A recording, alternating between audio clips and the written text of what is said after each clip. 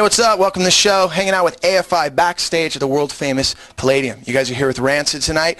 You guys have emailed in so many times about getting AFI on the show, so they're here. We've got Davey and we've got Jade. How's it going, guys? Tell me about this tour a little bit. It's great. This tour has been so awesome. We've been on tour with Rancid we've been on tour with Rancid for 20 shows. In between, we did 11 of our own shows, and all of them have been wonderful. Touring with Rancid and the Distillers has been so much fun.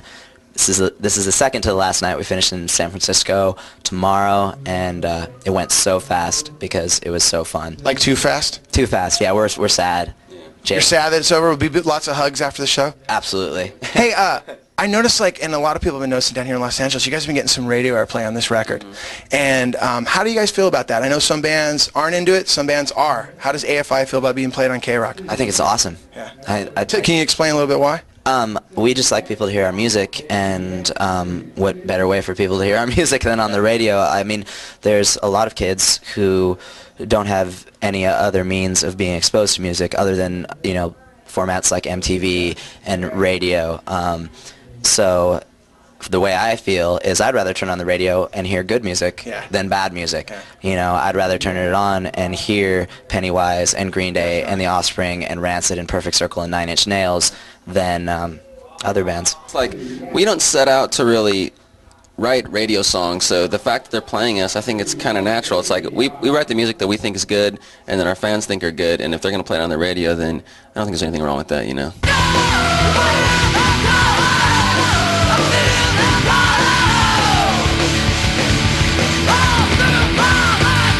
Being from the Bay Area, Rancid from the Bay Area, so many great bands out of the Bay Area, Screw 32 being one of them. I think that's where I actually met you. Yes. Tell me about some of the bands that maybe influenced you, from there.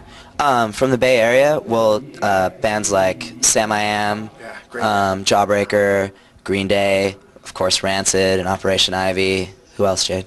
Cramp Shrine, Dead Kennedys. Yeah. Go back a little farther. You're going way back. Throwing verbal abuse then for that. Exactly. Hey, we're going to show your video right now, Total Immortal. And when we come back, I want to hang out with you guys some more and ask some more questions. All right? So right now, let's check out Total Immortal on the show, and then we're back here with Davey and Jade from AFI.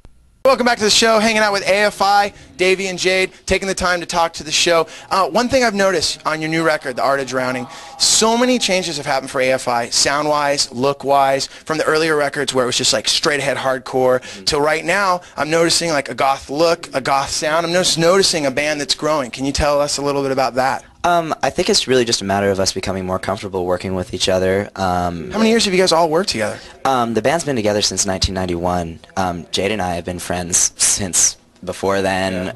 We grew up together. And really when we started the band, we literally could not play our instruments. We started the band before we could play our instruments. And I know that feeling.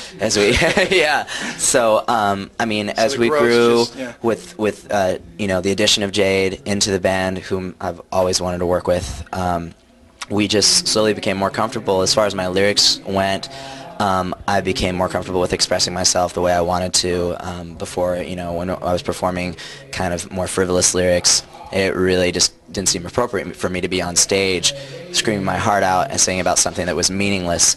And when I was younger, I was self-conscious. I was afraid to put a lot of myself onto the paper for everyone to see, and I just became more comfortable with doing that. We could make the same record over again. I'm sure some people would like that. If they like one record, they want to hear it again. But it's like, we don't want to do that. And I think when it comes down to the fans, they want to hear something different too. It's like they've really stuck with the progression, so it's been cool. I mean, they've really supported all the big changes that have happened, so we're just going to keep doing that, just trying to make new music. That's the best part of it for us, is to be able to play live, and the exchange of energy that occurs between us and the crowd is, I mean, really unparalleled. There's nothing that can really match that. I noticed that you guys really, it seems like you're really close to one another, and that's great to see in a band. You guys have been together so long, and that you're still able to hang out in the same room together. That's great. I really appreciate you guys being on the show. Thank you so much. Thank you. Jade, it was a pleasure.